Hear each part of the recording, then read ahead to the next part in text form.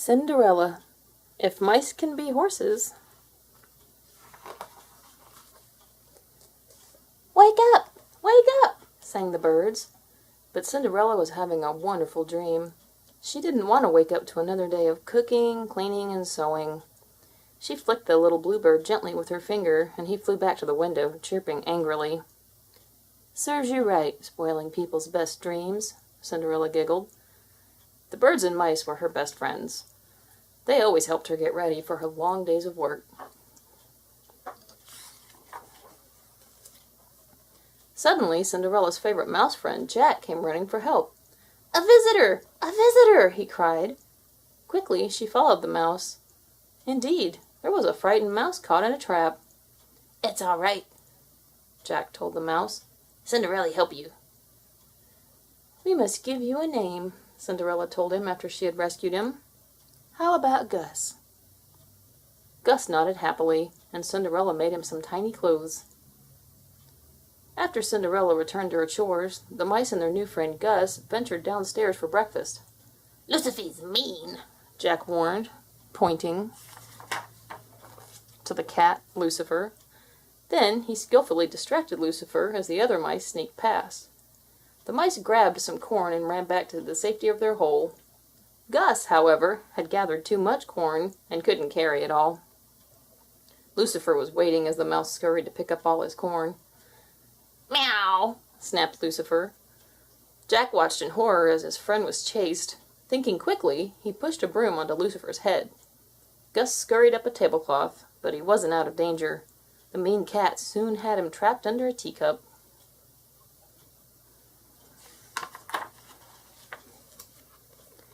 Three bells were ringing as Cinderella hurried to get breakfast prepared. Putting teapots on the trays, she carried them upstairs, unaware that Gus was trembling under one of the cups. "Mother! Mother!" screamed Anastasia moments later. "There's a mouse under my teacup!" Luckily for Gus, Cinderella quickly figured out what had happened and raced to rescue Gus from under Lucifer's paw. Rushing to a mouse hole, Gus knew he owed his life to Cinderella.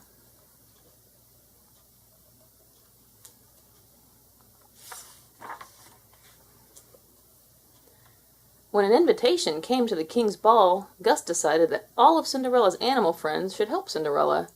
They knew she wanted to go to the ball, but there was no time to alter her dress.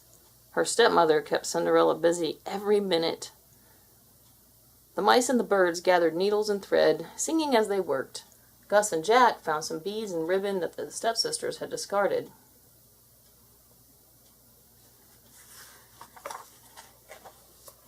Happily, the birds draped them over a mannequin. The dress looked beautiful. "Thank you so much," cried Cinderella when she saw it. Dressing quickly, she ran downstairs, but her stepsisters were jealous. "That's my sash," said Drizella. "She's wearing my beads," cried Anastasia, and they tore at the lovely gown until it was reduced to rags. Poor Cinderella ran to the garden. As she sat down and cried, her friends watched her sadly. Suddenly the air sparkled, and Cinderella's fairy godmother appeared. "Dry your tears," she said. "You can't go to the ball looking like that."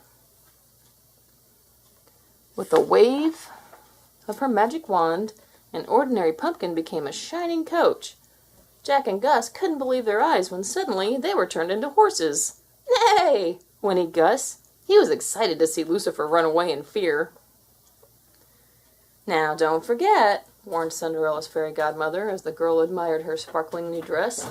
"At the stroke of midnight, everything will be as it was before."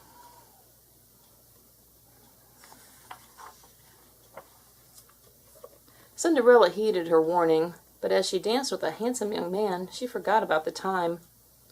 When the clock struck midnight, she ran down the steps, losing one glass slipper. "I'm sorry," she apologized to her animal friends after they escaped, "but he was so wonderful." Cinderella's friends looked at her dreamily. She had fallen in love. The next morning, there was exciting news. It was about the prince whom Cinderella had danced with at the ball. He had fallen in love with her and was trying to find her. At that very moment, the Grand Duke was trying the glass slipper on every maiden in the kingdom. The prince? Cinderella was stunned. When the stepmother realized that Cinderella was the mystery girl, she locked her in the attic. "Oh, no!" cried Cinderella. "You must let me out!" Jack and Gus were her only chance. Bravely they stole the key from the stepmother's pocket. Up, up, up the stairs they went, pushing and pulling the heavy key until, panting and breathless, they reached the top.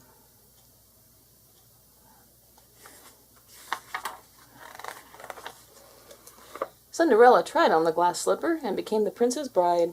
As the happy couple ran down the stairs on their wedding day, the mice and birds cheered. The end. Please subscribe.